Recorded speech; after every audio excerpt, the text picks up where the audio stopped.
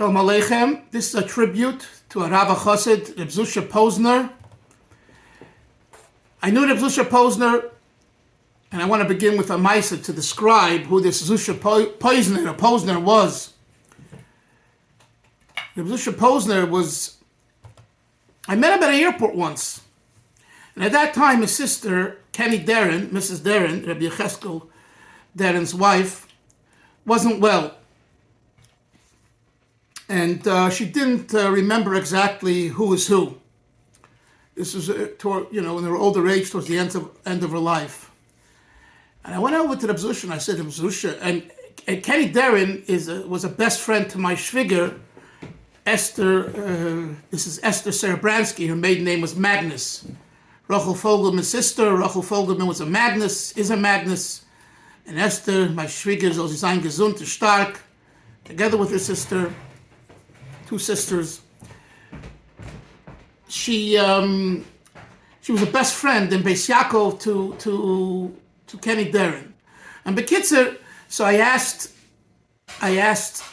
him, Zushe, if he's going to visit a sister, or he visited her sister, and he broke down crying. He said, I can't visit her. I just can't. I can't come to myself. I can't handle it. And I thought about it. It's not that he didn't want to visit his sister. Of course he wanted to visit his sister. However, the pain was so great. Reb Zushe was a very emotional Chasid. And it's interesting, you think of the Posner family as intellects, and his older brother, Reb Zalman, was a big intellectual.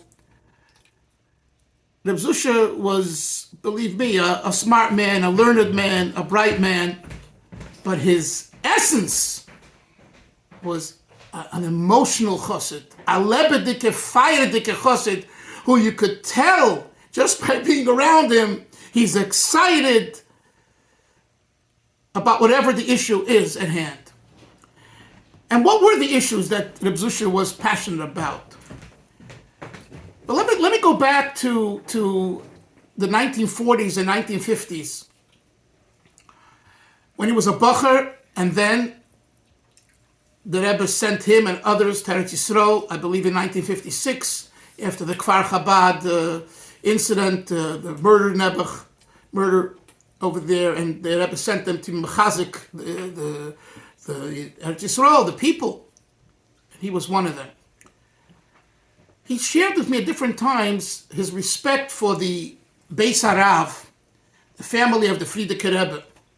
And although this wasn't popular, and isn't popular still by some, Reb Zushe didn't care, and he said it the way it is.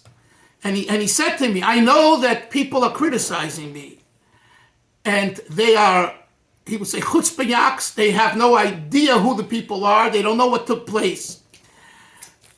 I'm from a later generation.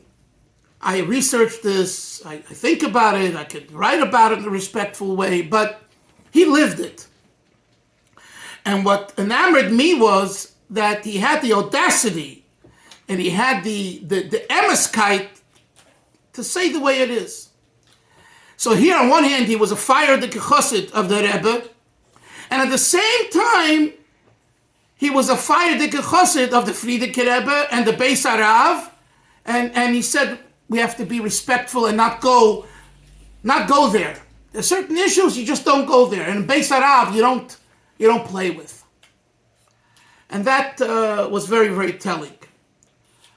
Another thing he was very passionate about, and now I see that there are clips turning him into a Mashiachist. My dear friends, Reb Zushe Posner existed before Mashiachism. What do I mean?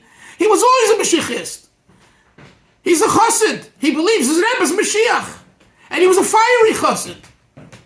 And that's why he had his belief. You agree, you disagree, but it wasn't a davar noisef al metziusei. That's a language used in Chassidus. Something additional, superimposed on who he was. This is who he was.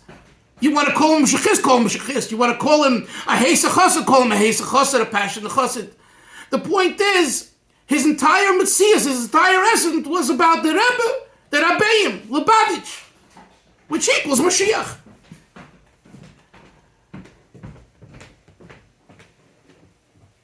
there's clips going around where he says, the Rebbe's chai beguf gashmi mamish. I didn't have a dialogue with him about that, so I can't tell you what he meant or what he didn't mean. But I'm convinced what he meant. Oh, and he said at times, he criticized some of the wild ways that people go about to implement the chai v'kayim. That the Rebbe is living in a physical body, beguf gashmi. What he meant is totally different than what many others think he meant. That I'm sure of. So again, I didn't discuss it in detail, but I'm convinced, knowing him and knowing his mahalach hamachshava, how he thought and how he lived, that that's not what he meant. What did he mean? He meant to say, I love you, Rebbe, you're with me every moment, because my entire life, 85 years that he lived on earth, was about Rebbe. I am not here to put anyone down or to put anyone up. I'm here to tell you about Zushe Posner. And I think it's important, Leman Emes, after a person goes into Gan Eden, to say the Emes, not to say bluff, and not to lie, and not to drei a cup. So I'm sharing these words, being frank and open, and I'm saying clearly that from what I know from this Chasid, who was a living embodiment of a Chassidish Yid in an emotional way, and he expressed his feelings, this is Chabad. This is Chabad. And because of that, he was very forthright, and he couldn't stand bluff and lies, and so what he was saying probably to the non-Mashiachistim, to the anti-Mashiachistim, if you want to use those words, he's saying, look, you too know that there's Rebbe, Chassidus, etc., and therefore it all continues up now. So that means Chai v'Kayim. That's what it means, Chai v'Kayim. Chai v'Kayim means that the message of the person, the existence of the persons, the reality of the persons is real.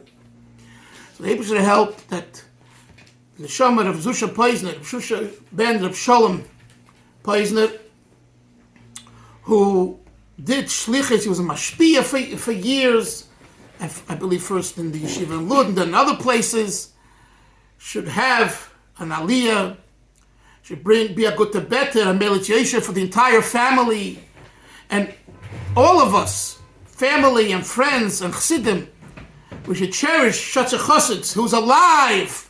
He's alive. You might agree, you might disagree, but this is a lebedike mensch, and that's the lesson. Zol mir zayin lebedike menschen, lebedike chassidim. Kitzu rannu sheichne yofer v'hu Reb Zushe b'toicham bebias Mashiach tzedkeinu utnereben b'roshenu amen v'amen b'karav mamish.